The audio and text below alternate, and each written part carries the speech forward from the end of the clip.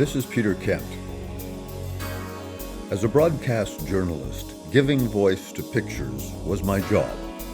Giving voice to data is my new job. Welcome to the Monthly with Government Analytics.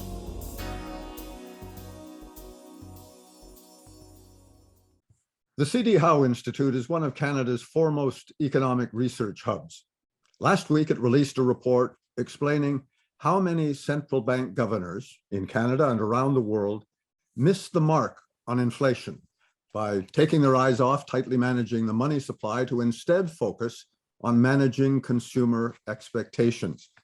That did work for a couple of decades, but not now. This morning, inflation climbed higher again to 8.1%. Once again, well above the 2% target rate set by the bank. Scrambling in response to all the uncertainty last week, Governor Macklin made it clear that the Governing Council at the Bank of Canada is determined to bring inflation back to target, effectively at almost any cost, by jacking up the policy interest rate by 1% last week to 2.5%. That's a jump not seen since the financial crisis of 2008 and 9, and it's likely to rise further yet. Welcome to the Monthly, and welcome to the authors of the CD Howe report, Steve Ambler, Professor of Economics, Université du Québec à Montréal. He is the David Dodge Chair in Monetary Policy at the CD Howe Institute, and Jeremy Kronick, Research at the CD Howe Institute. Welcome, gentlemen, and thanks for agreeing to walk us through your recommendations that it's time to get back to controlling money supply to stabilize inflation. I'm certainly no economist, so can we start with a bit of a history lesson now? How did we get here? And by here, I mean decades before COVID. Take us through the opposing theories of Keynes and Friedman. Steve? Okay, in 25 words or less. Well, as probably most of your audience knows, the Bank of Canada started explicitly targeting the inflation rate in 1992. It got inflation down to about or even under 2% by 1996, and it was pretty smooth sailing from then on, with two major exceptions being the financial crisis in 2008 and 9 and the pandemic recession. And the main argument of our paper is that if things are going well, this central bank is targeting inflation and it's getting pretty close to meeting its target, then the best thing you can forecast future inflation with is the target itself. So in fact, inflation becomes unrelated to all sorts of economic conditions, and that would include things like money supplies. So there was this raging controversy between, as you point out, Keynesians and monetarists about whether money explains inflation. We think it still does. I mean, there still is a definite long-term relationship between money and prices, but it doesn't really buy you very much forecasting in the short run unless things are going poorly. And as we know, right now, they certainly are. Yeah, absolutely. That reminds me of an old song by Peter Allen. Don't throw the past away, you might need it some rainy day. Dreams can come true again when everything old is new again. And that seems to have sunk in with central banks around the world, although not all of them are reacting as strongly as Canada and the United States in terms of interest rate hikes. Yeah, and I think that Peter, is a really important point, right? Is that what largely happened, what Steve said earlier, is these money growth rates become valuable as a tool when inflation becomes so unsettled as it has become. But we're already seeing those money growth rates start to stabilize, which is a good thing. The issue is that there's a big overhang because of all that money that was created during the pandemic. And as a result, some of this inflation is going to be stubbornly high for a while. But the bank is doing the right thing. They are responding as they should. exactly as they should, in my view, to get that inflation back to target. Now, there's going to be some pain, and I'm sure we'll talk about that. But those hikes are necessary, and we're already seeing some of that benefit in terms of those money growth rates stabilizing. Okay, we can take a look at that stabilization, but let's take a look first at today's latest numbers and a graph that Government Analytics Steve Saunder put together this morning. Steve, can you put that graph up on the new inflation numbers here? Well, that was quick work between 8:30 and now, I guess. Well, and we see that that energy and gasoline are the dominant considerations here, but there are still significant year-over-year rises right across all of those sectors. That's right. And if I may jump in, Sure. the headline inflation numbers, and I guess these numbers as well, they're always year over year. So it's the increase since last June, essentially. As we know, energy and gasoline prices are mostly determined by what happens in world markets, and they seem to have more or less plateaued and maybe even come down a bit in the recent few weeks or months. So we might be getting a bit of a relief from that direction soon, we hope. Yeah.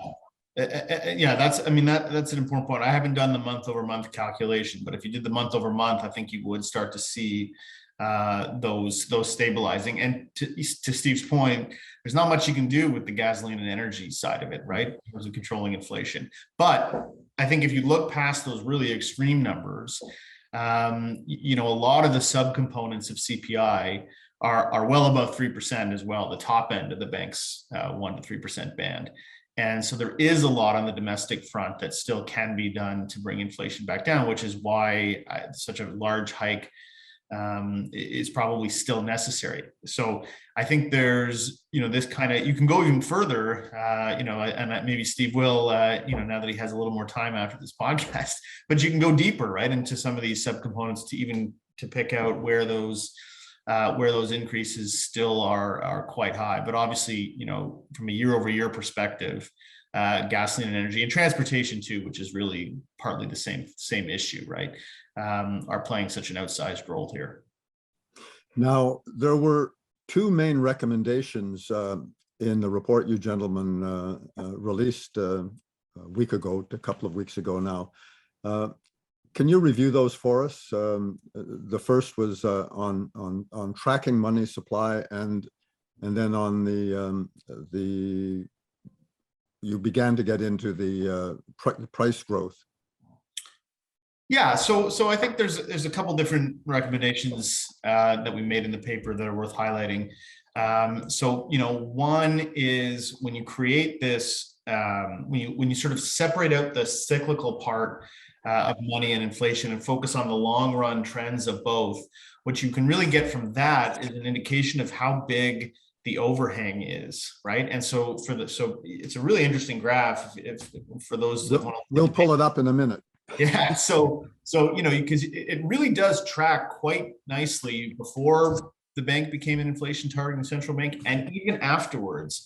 And the problem is that it got really, when it gets really stable like it did in the last 20 years, you can't really tell much, but you can see quite clearly that from the pandemic on, that long run money trend has gone up. And so inflation is only about halfway there to catching up. And so that's why we think there's going to be this overhang that did force this kind of additional hike that went beyond what the market expected. So one is really to get back to maybe tracking that kind of long run trend at the bank. And then the other one is, as we said, in these kind of unsettled condition, adding money growth to your models, your forecasting models, is helpful for seeing the future behavior of inflation. So what we did is we tested these forecasting errors in different periods, periods where where inflation was settled, and periods where it wasn't. And you reduce those forecasting errors in periods where you have unsettled inflation like we have now. So incorporating those back into the models,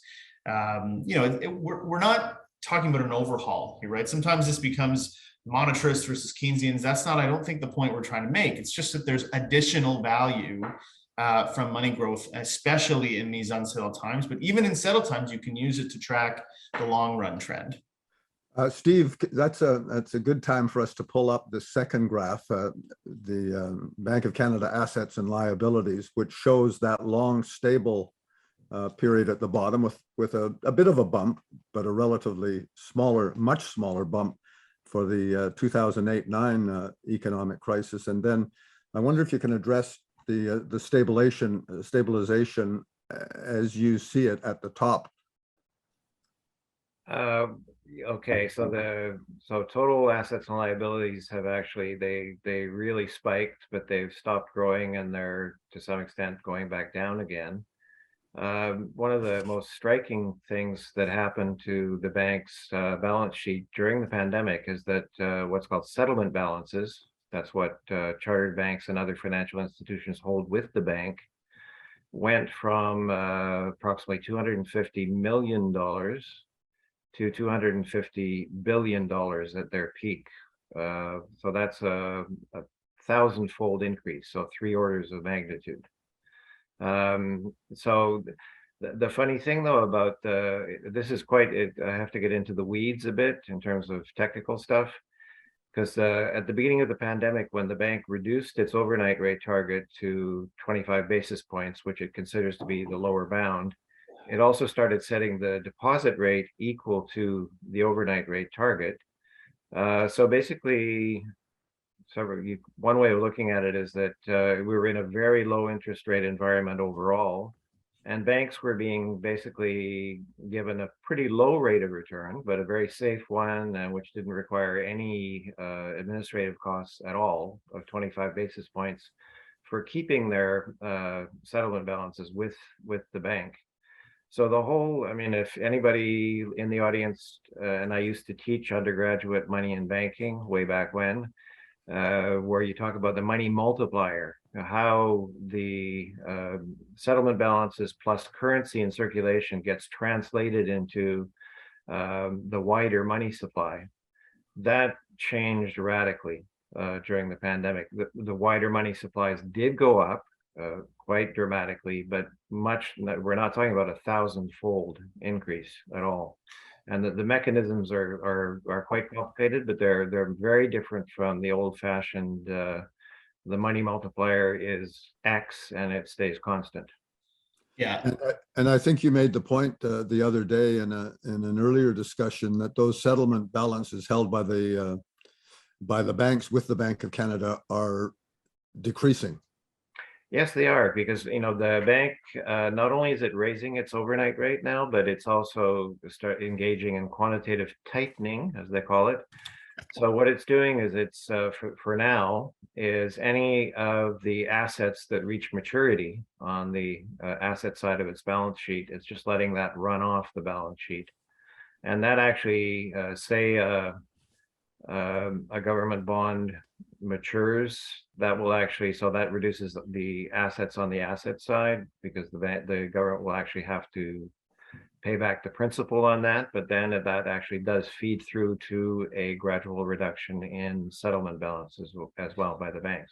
Yeah, Peter, can I jump in just on a couple Sure. points there? So I mean that's we have to separate out that spike really into two components, right? So the first part of it, right, was stabilizing financial markets, right? And undoubtedly that was a success, right? If you look at the spreads before and after the bank got involved in sort of the early days of QE, the stabilization part, it made a huge difference, right? So I think that's one component. And then the second part of the QE was the stimulus part to try and get inflation back to target, right? And Canada is not a great example because we didn't do QE in 08-09. But if you look at the Fed or you look at the Bank of England where they did QE, you're going to see spikes, similar spikes, maybe not quite to the degree we did this one, but you're going to see spikes in 08-09 and then spikes again here. I think the issue is that a lot of what happened after 08-09 was us fighting getting inflation from the bottom back to the 2% target, right? And that's everywhere, not just in Canada, right? Countries that did QE. This time around, we did this stimulus, and obviously we didn't need to keep going as much as we did because now we're seeing the effects of that. So it's important to separate out that QE can be both a stabilization issue at first, right? Making sure financial, an economic crisis doesn't turn into a financial one. And then the stimulus component, the stimulative component of getting it back to 2%. Obviously this time, there was an overshoot here. There's some And if I disagreement. may add, Sure. that's absolutely right. And it's the stabilizing financial markets was an unqualified success. So they managed to get spreads down almost immediately, and they stayed low on other types of assets than just bonds and treasury bills. The QE, I mean, for about a year or a little bit more, they were still buying federal government bonds at the rate of $5 billion a week. And the rationale behind that was to keep longer term interest rates low, to encourage spending to come back, so demand to come back.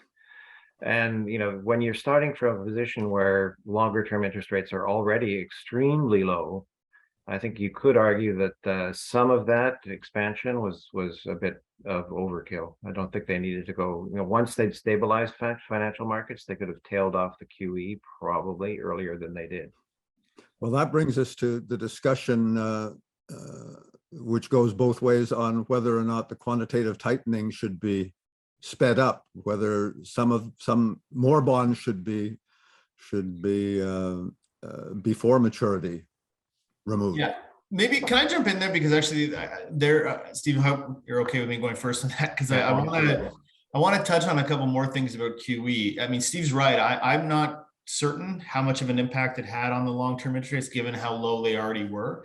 The question is then, how did we end up with the inflation that we did, right? And I think part of it is so QE, when the bank buys bonds, it can buy in primary markets and in secondary markets. It typically buys mostly in secondary markets, meaning the private sector buys the debt first and the bank buys up from the private sector. To my mind, there is an open question of how much that encourages government to issue bonds, even if it's bought in secondary markets. And so to the extent that it does encourage more issuing of government debt, I think that's where there's this overstimulus, right, that led to some of the inflation. So the question in reverse to your point about QT is, will selling of those bonds, what kind of an impact will it have? I think it'll probably have an impact on the interest rates. How much is unclear, because if you buy the argument it didn't have a ton of impact from a QE perspective, maybe it won't have a ton of an impact on the QT perspective. But it might encourage some of a change in behavior, right? If more bonds are being sold and government costs are going up as a result of that, it may sort of discourage future, issuance of government bonds, which could be a good thing at the moment to try and settle us down from an inflation perspective. And as interest rates increase with the increase in the overnight rate, that means that issuing new debt becomes more costly as well in terms of servicing it. So. Okay, I think Steve, can we put up the third graph, the one from your report, gentlemen, showing what you described as the co-movements between trend inflation and trend money growth. Walk us through this. Do you want me to go first, Steve? Yeah, go ahead, Jeremy. Sure. So yeah, so when you have a data set, right? I mean, there's two components to it, right? There's the cyclical part of it, right? So the business cycle element of it, and then there's also the trend component. Not every variable, but in this case, there are both components. And so what we tried to do here was separate out the cyclical stuff, which you can think of as kind of short term, versus the trend stuff, which is kind of the long-term equilibrium of a variable. And so this is the long-term graph, right? And so, what we call the trend graph here for both inflation and money. And so you can see, I mean, even if you bought into the argument that since the bank became an inflation targeter, the relationship between money growth and inflation has not been all that strong, the trend component quite clearly is still very strong, right? I mean, these variables are highly, highly correlated, right? And it does, look like money tends to lead inflation, right? Now, in the 70s and the 80s, it was very apparent. Once the bank started becoming an inflation targeter, as you kind of see where it starts to flatten off here in the mid-90s, all the way through to right before the pandemic, there's not much going on, right? So you don't see a heck of a lot, but you can really see And what's if I may just interrupt briefly, that goes back to the argument that says that if things are going well, that money doesn't really help you that much in terms of forecasting. Right. But what you can see here quite clearly is once the pandemic hits, and that's this dashed line here, you're starting to see, some movement in money, which led sort of the leader here. And what we said here is, look, it's gone up by 1.5 percentage points, since the pandemic began. Inflation's only gone up by about 0.7, so not even half, right? So this is what I would call the overhang, right? So even if money growth is stabilized, there's still all this additional money that people have to spend, right? And how they spend it, how they choose to spend it, the speed with which they spend it, but it will get spent. But all that matters to figuring out exactly how inflation moves, but it's going to get spent. And that inflation trend is going to have to catch up. At least historically, that's always been the case. And that will continue for some time. There's a lag between the rate hike and the impact. That's right. I mean, that's our expectation, is that it'll continue for some time because of that lag. Now, look, forecasting can be a dangerous game to get into, and I am by no means a forecaster, but and I suspect that this hike is going to have an outsized hike, and perhaps that's why one of the reasons why they did it. It might change behavior enough that all that additional money then just gets saved. People are like, well, now I'm going to hold off on everything because, who knows where interest rates are going to keep going. So there might be some, behavioral change as a result, but if you follow sort of the history of it, inflation does have to catch up to that kind of equilibrium that money growth is at. Well, and if you look at the monthly data on money growth, I mean, money growth actually, M2, M1++, M2++, the various aggregates that the bank keeps track of, not very closely, with a lag, those rates have come down to what they were before the pandemic, more or less. But that's going to take a while before it actually affects the upper curve on the graph, because we're doing all sorts of sort of statistical fancy footwork to abstract away, as Jeremy said, from the short run squiggles. So it's going to take a while for trend money growth to come back down, and then it'll take even longer for trend inflation to first catch up and then start trending down. So that's the 18-month period that folks are talking about generally? I think think of it like that way. Yeah, go ahead, Jeremy. I was just going to say, that 6 to 8 quarter lag that you often hear in monetary policy circles, right? That's how long they expect things to work its way through the economy. Now, again, of course, behaviors can change, other shocks happen in the economy, but that's sort of the underlying story and the underlying time frame is usually that kind of period, 6 to 8 quarters. Now, you offered discreet but fairly powerful advice to the bank, saying the bank will have to work extra diligently to anchor inflation expectations. Whose expectations? I mean, this covers a lot of people, a lot of sectors, a lot of influencers. Steve? Well, it's firms that are deciding how much to increase their prices, and also as wage contracts are negotiated. I think even in this morning's numbers, they pointed out the fact that that wage inflation is still quite a lot lower than price inflation, but it's catching up once again. So, and if people think that inflation is going to continue to be this high, if you're a union negotiating for your workers and you want to negotiate a 2 or 3 year wage contract, that's going to get built in. So that's the kind of expectations we're talking about. Yeah, and that's a great point, Steve, because there was, you heard some discussion early on. Well, look at the corporate profitability. How is this really a government stimulus issue or not? But there is this lag, and what firms do is they set prices based on where they expect things are going to go. And so it's not surprising that we saw huge profitability to start off in this thing. The question is, if they bake that in, and then wages get baked in at the same amount, but and then they set prices again in that way, and we sort of go down this wage price spiral. It's really hard to contain, and so that's what the bank was trying to do the other day. Is look, we're going to go heavy at this. So if you keep going in this direction, we're going to go even heavier. And so the hope is, and you saw the governor say, you know, let's not bake this into future expectations. We are going to get inflation back down at whatever cost. And so, you know, so even if that wage price and those inflation keep going, the hope is that we've sort of reached that peak, and now people are seeing that, look, the bank's going to do whatever it can to stop this. And so hopefully that results in that behavioral change, you know, with firms and with workers. So the bank has the lead. One interesting Go ahead, thing is Steve. that the same day that the bank came out with its rate announcement, it also published its latest monetary policy report. And I'm sort of trying to second guess their motives, but they included what they called a wage price spiral scenario in their report. I don't know if they're trying to scare people or what, but under that scenario, they were predicting essentially 4 quarters of negative growth starting late this year. If that scenario took hold. If that comes true. Yeah, their baseline is that it doesn't. Their baseline is that they get it under control. But the point, like to Steve's point, was that they want to show that if we get into this wage price spiral, we're going to need higher hikes, and that's going to you know, create you know, a recession that's going to have these 4 periods of negative growth.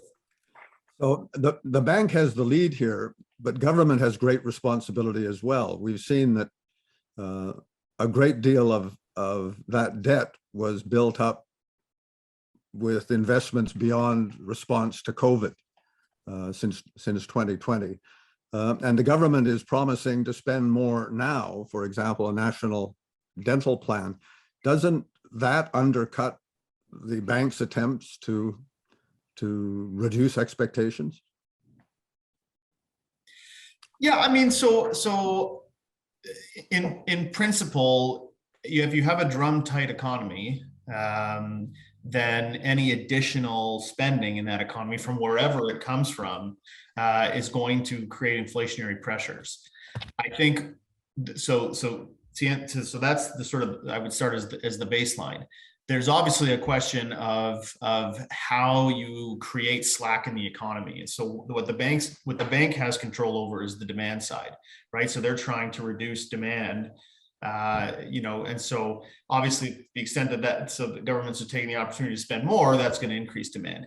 What the other alternative, and this is a long run certainly issue, is to build up the supply side of the economy, right? That's how you create more capacity, and so you don't have to reduce demand by as much. So, you know, to the extent that government spending is encouraging that, that's a good thing. But if it's just consumption, if it's just to encourage further consumption, then it's going to offset the work the bank is trying to do. Yeah, you want to have overall demand increasing less rapidly than supply to create some slack in the economy. And if public spending is increasing faster, that means that private spending has to increase more slowly to achieve that result. So, in your Globe and Mail op-ed, will interest rates be worth the pain? You asked 2 quick questions. One of them was, are there any alternatives to sharp rate hikes, which you characterized as the blunt instrument of the overnight rate? Is there? Steve, you want to go first? Well, unfortunately for a central bank, not much. I mean, we basically the 2 instruments that it does have is the overnight rate target and quantitative tightening. And Jeremy already alluded to the fact that that's not likely to have a strong impact on interest rates. I mean, there may be a little bit of asymmetry because when you're doing quantitative easing and interest rates are already close to 0, you can't push them down very far. So quantitative tightening might have more of an effect on raising interest rates, but it still means that the main instrument that the central banks have had for decades is the policy rate. The other question you asked was how bad the recession needs to be to bring down inflation, given that inflationary pressures are so widespread. Yeah. Maybe can I jump off on this one, Jeremy? Sure. Yeah. Yeah, because there's a lot of analysts and forecasters and economists out there that are sort of worried because what's called the Phillips curve seems to have gotten very flat. In other words, producing a lot of slack in the economy, if you look at recent data, doesn't really seem to have that much of an impact on inflation. So there's this long historical relationship between either the unemployment rate and inflation or the output gap and inflation, going back to this, he was a New Zealander in the 30s at the LSE that came up with he found this relationship in the data. But this is related to the piece that we published a couple of weeks ago, which is that another thing which is not going to help you forecast inflation if things are going well is the unemployment rate and the output gap. So we think that not only is there a relationship between money and inflation, which is still there and has been neglected, I think Jeremy and I are more optimistic about how much slack you're going to need to bring down inflation, because the so-called flatness of the Phillips curve is just the relationship has kind of disappeared just because of how relatively well inflation targeting has been going up until now. Yeah.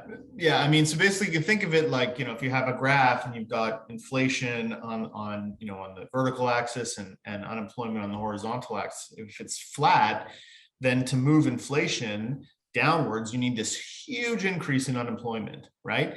And what we're saying is, okay, that might have been true in times where inflation has been stable, but when it's not, and you can see this in the graph, in the data, if you just graph these two variables, unemployment and inflation in more normal times, the graph is sort of like this. And so to get that inflation down, you don't need as big an increase in unemployment as some people are saying you need. And so, look, it's still unemployment, it's still a recession. It's just not as severe as some people are suggesting, which is what's leading them to say, well, let's not do it, let's do something else. And sure, I mean, there's no doubt that unemployment and recessions disproportionately hurt lower income people, but inflation also disproportionately hurts lower income people. And what we saw in the pandemic is that governments do have tools to deal with recessions to help people out.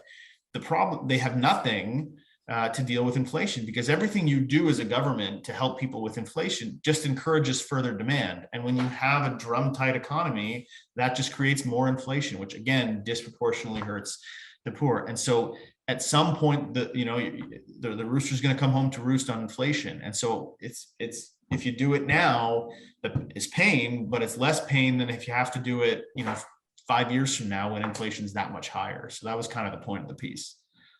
Now, beyond Canada and the United States, and the Fed and the Bank of Canada seem to be moving pretty well in parallel, although we're hearing in the last few days some encouragement for the Fed not to go quite as far next time, to maybe go with a quarter or half.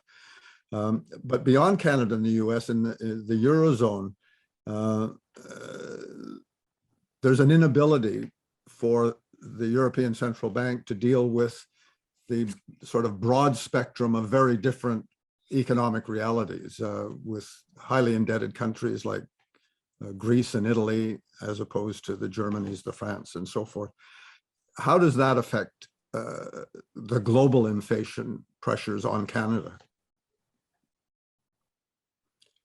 Yeah, I mean, as you point out, I mean, the realities there, I mean, people are already starting to talk about, or have been for a few weeks at least, of a major Italian debt crisis.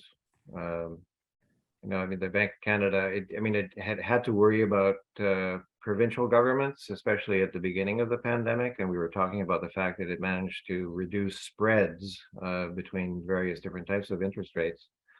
But the ECB, I think, has to be particularly cautious, because if there's a major default on government debt by Italy, for example, that could sort of cascade into a major financial crisis that would affect all of Europe. So they've got more constraints on what they can do, I think. Yeah, I mean, so we can get, we can get into the fact that this, having a central bank with a common currency against countries that differ so much was problematic to begin with. But in some ways, a global slowdown, right, is actually helpful for inflation, right? As in Canada, so a small open economy, right? We export a lot, and to the extent that the U.S. is able to slow down their inflationary story by slowing down demand, well, that could help, Canadian inflation as well, right? Because it slows down exports. If the ECB is unable, to bring down inflation, it sort of depends on how that all plays out from an economy perspective. What happens, if it might be good for some countries, bad for some countries, the same way that them getting inflation under control could be good for some countries and bad for some countries. So I think it's a little harder with Europe, but I would say that the fact that the US is working as diligently as Canada, or largely as diligently as Canada, to get inflation back down could help ease the inflationary pressures here.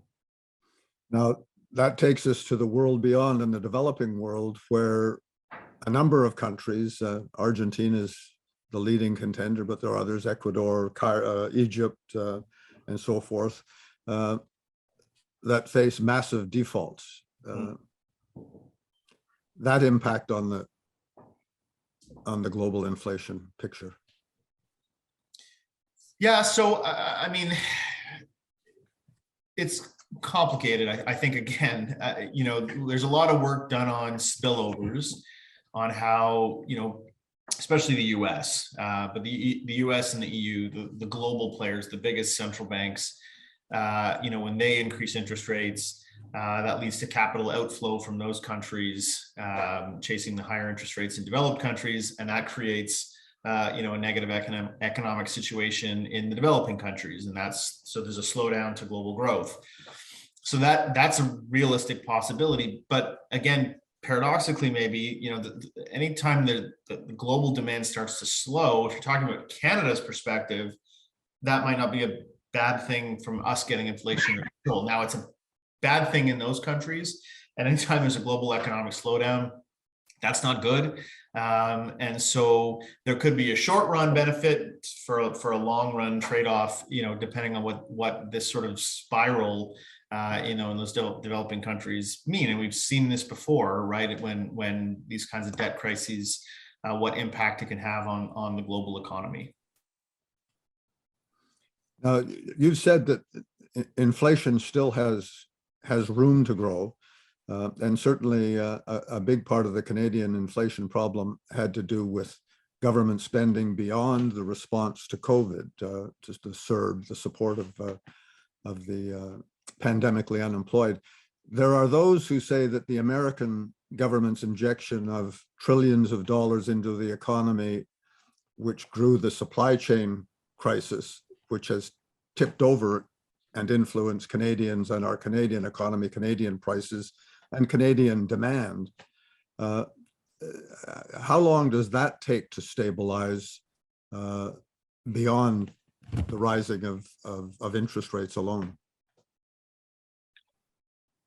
That's a very complicated question, which I think the answer has to be very complicated as well. If you're talking about supply chain disruptions and so forth, I mean, we've seen, of course, there were unexpected events that occurred this year that were beyond the control of central banks, to start off with the Ukraine war. We talked earlier about energy prices, which seem perhaps to have plateaued, but at a pretty high level. I mean, that's very uncertain as well. Something could happen to spike energy prices again. My understanding is that Russia and Ukraine are among the top 4 or 5 fertilizer exporters in the world. That's got to be affecting production costs for Canadian agriculture at this point, and that's going to have feed-through effects. So these are supply side things, once again, beyond the control of central banks, and they will impact prices for some time to come. China seems to be still stubbornly sticking with sort of zero COVID policy. So I don't know how many people were expecting the port of Shanghai to be basically completely shut down for a couple of months earlier this year. Something like that, something like that could happen again. And that's another supply side or supply chain effect that could basically screw us up for some time to come. And does that put more pressure on Governor Macklin to keep rising rates? But the problem is, I mean, if you would say that, if it really is coming, and the Bank of Canada thought that was the case, and they tried to argue that for the longest time, that it was all coming from the supply side, and that once these supply chain problems eased, that inflation would come back down again. And to some extent, I mean, if you can really identify where it's coming from, and it is a supply side phenomenon, there's an argument for actually allowing inflation to stay a little bit higher, a little bit longer. Because maybe can I add? I just want to add on that because it's a really important point. I think one of the mistakes that I think a lot of central banks made was that all the inflation we were seeing in 21 was base year effects from 2020 and the supply chain issues. And again, the point of our paper and what we had argued in some earlier op-eds was that if you looked at what was happening on the money growth side, there was clearly a demand side element to it, right? And both of those factors were playing a role. And so sure, some of this is absolutely was base year, and then some of it was absolutely supply chain and still is, but there is a demand side component too. And so the bank, its job is to get inflation back to target, and it needs to use its primary tool at least, to get the as much of the demand side stuff under control. It can't do anything about what's left, but by getting the demand side under control, then it's a lot easier to identify what's coming from the supply side. And to Steve's point, at that point, further rate hikes are going to do, then they'll actually start doing more harm than good.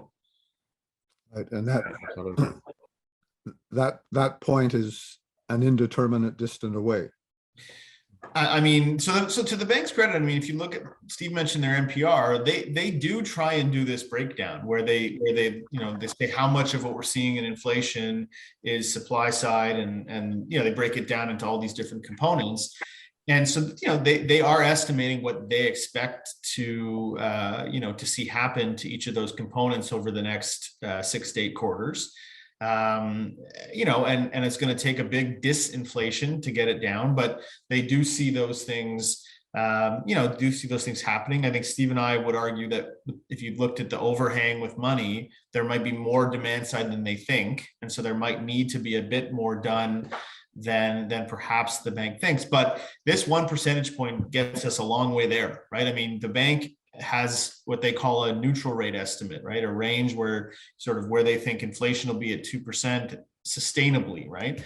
And that range, we're in it. I think we're at the midpoint, if I'm not mistaken, now of it, when we're at 2.5%. Right?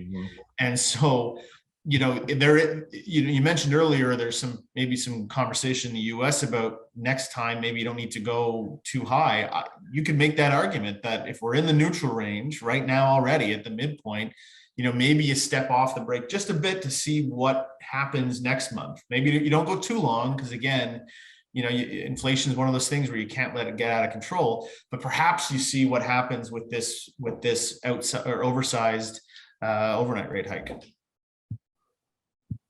Steve, final words?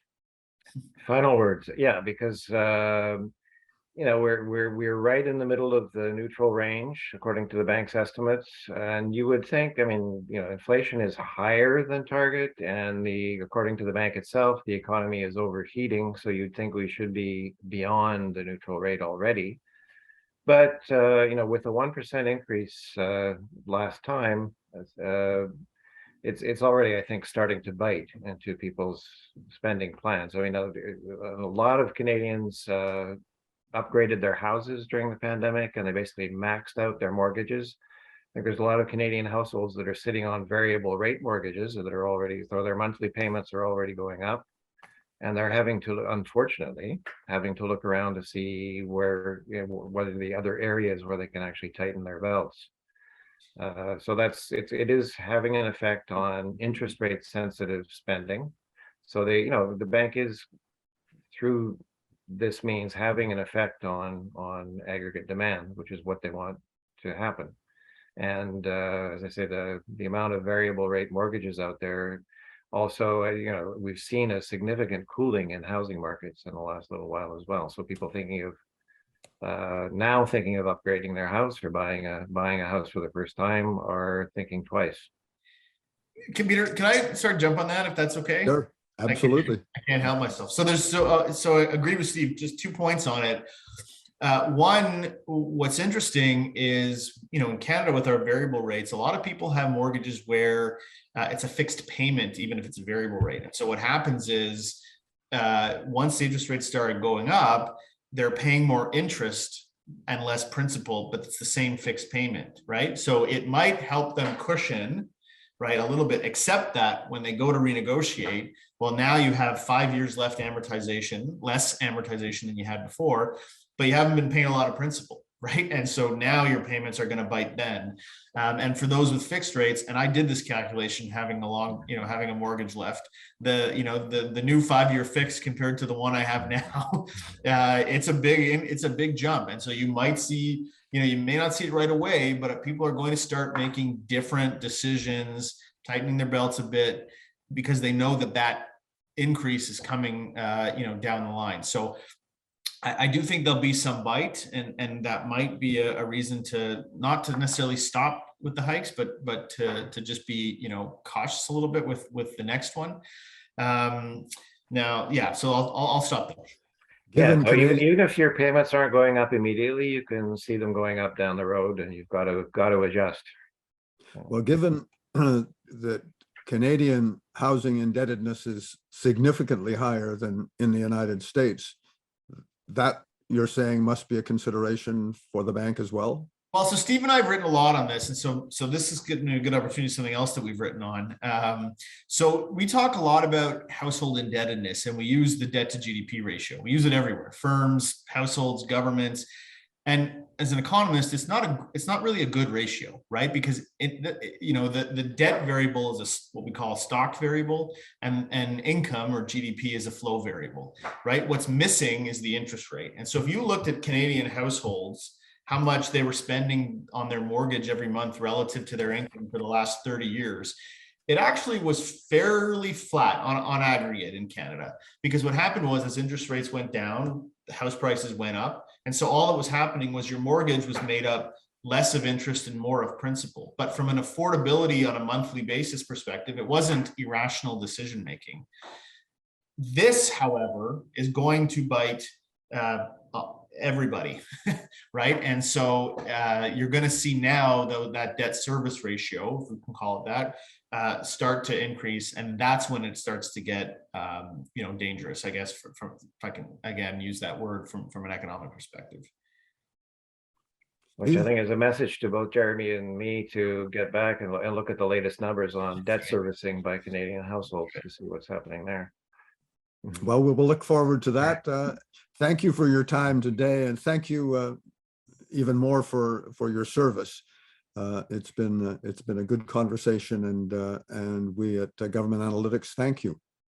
Thanks, it's been a pleasure. Thanks very much. Thank you.